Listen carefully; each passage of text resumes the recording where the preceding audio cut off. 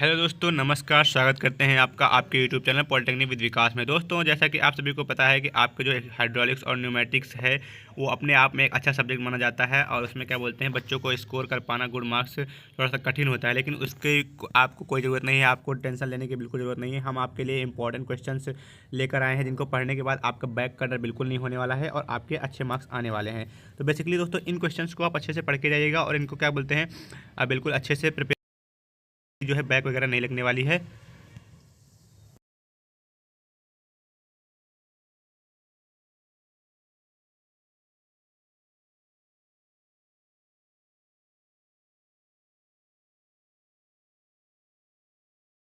करने के बाद में जो है इनको यहाँ पर लिखा हुआ है और इसमें जो स्टार मार्क हैं इनकी भी कुछ वैल्यू है। जिन जिन क्वेश्चन पे जितने स्टार लगे हुए हैं मैं उसके हिसाब से बताता चलूँगा वीडियो में कि कौन सा क्वेश्चन कितना महत्वपूर्ण है और कौन सा कई बार रिपीटेड हुआ है। ठीक है दोस्तों, तो बेसिकली स्टार्ट करते हैं। हमारा पहला जो है आता है, मतलब टिप्पणी करने के लिए आता है बेसिकली। तो उसमें होता है, पहला होता है प्रेशर इंटेंसिटी, दूसरा होता है गेज प्रेशर, तीसरा होता है निरपेक्ष दाब, चौथा होता है प्रेशर लोड, पाँचवां है निर्वात दाब, एटमॉस्फेरिक प्रेशर और टोटल प्रेशर। इन सभी को आप अच्छे से पढ़ के जाएंगे।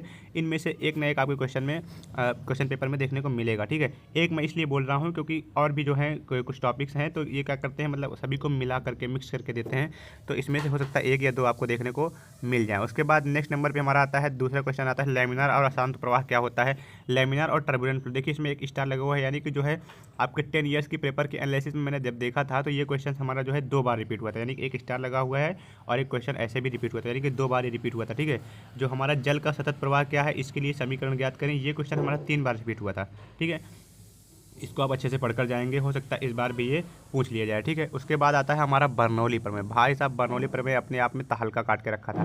देखिए कितने स्टार लगे हुए हैं, वो 1 2 3 4 5, यानी कि क्वेश्चन क्या बोलते हैं 6 बार रिपीट हुआ था दोस्तों। कितने बार, ये क्वेश्चन हमारा 6 बार रिपीट हुआ था। तो इसको आप बिल्कुल तैयारी करके जाएंगे, इसका प्रूफ, इसके एप्लीकेशंस, लिमिटेशंस हो गई और क्या बोलते हैं एडवांटेजेस डिसएडवांटेजेस हो गई, ये सब अच्छे से बिल्कुल पढ़कर जाएंगे। ठीक है, उसके बाद में नेक्स्ट क्वेश्चन हमारा कौन सा आता है फ्रेंड्स, बर्नौली प्रमेय की बात आता है कहाँ, सेंट्रीफ्यूगल पंप क्या है, उसके भागों के नाम लिखिए।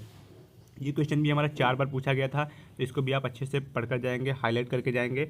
और क्या बोलते हैं सेंट्रीफ्यूगल पंप क्या होता है, उसको बाकायदा फिगर सहित बना करके आपको पेपर में आना है, यदि आता है तो। ठीक है, नेक्स्ट क्वेश्चन हमारा पेल्टन व्हील। पेल्टन व्हील की कार्य प्रणाली एवं चित्र सहित दर्शाइए, इसको भी आप अच्छे से पढ़कर जाएंगे। नेक्स्ट नंबर है explain the hydraulic press and hydraulic Jack.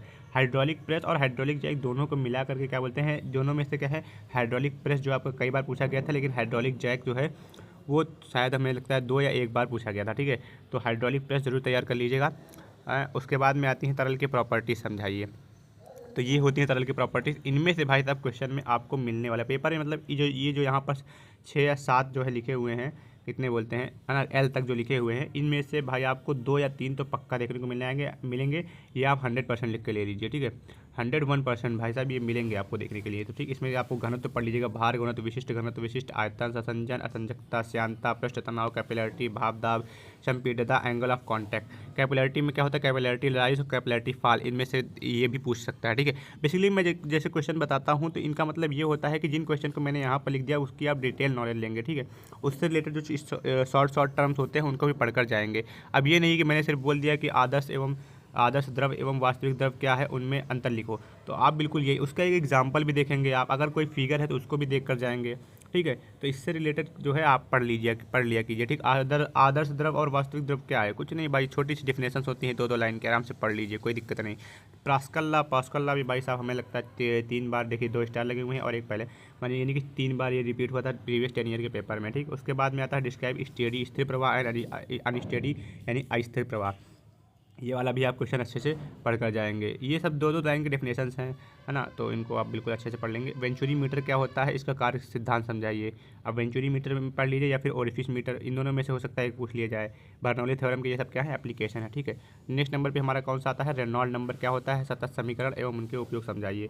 Reynold number बिल्कुल ईजी है दोस्तों, छोटी सी डेफिनेशन है और क्या बोलते हैं उसमें पढ़ लीजिएगा। अगर रेनॉल्ड नंबर अगर इतने से इतना होगा तो हमारा टर्बुलेंट फ्लो होगा, इतने से इतना होगा तो हमारा स्टीम लाइन फ्लो होगा। ठीक है। अपनी सतत प्रवाह तो सतत समीकरण तो बिल्कुल याद ही है, A1V1 = A2V2 हो जाएगा। ठीक, नेक्स्ट नंबर पे आता है रेसिप्रोकेटिंग एवं रोटेटिंग कंप्रेसर में अंतर क्या होता है। अब रेसिप्रोकेटिंग और रोटेटिंग कंप्रेसर में अंतर पढ़ लीजिए। अंतर पढ़ेंगे तो फिर इन दोनों में से कोई भी पूछ लेगा तो आप दोनों में से कोई भी करके आ जाएंगे, या फिर रेसिप्रोकेटिंग पूछ लिया, रोटेटिव पूछ लिया, अंतर याद है तो दोनों को आप करके आ जाएंगे एग्जाम में। और अंतर में आपको फिगर भी बनाना है। ठीक है दोस्तों, तो ये नहीं है कि अंतर पूछा गया है तो बस 3-4 अंतर लिख दिए बस वह चले। अगर भाई आपको फिगर आता है तो आप फिगर भी बना दीजिए, उससे आपका एक अलग प्रभाव पड़ता है। ठीक है, रेसिप्रोकेटिंग पंप, ठीक, और केंद्र त्यागी पंप विद डायग्राम। ठीक, रेसिप्रोकेटिंग पंप इसको बोलते हैं केंद्र त्यागी पंप, इसको डायग्राम सहित समझाना है, आराम से हो जाएगा, कोई दिक्कत नहीं है। न्यूटन का श्यानता का नियम बिल्कुल आसान है, बिल्कुल आप पढ़ के जाएंगे इसको।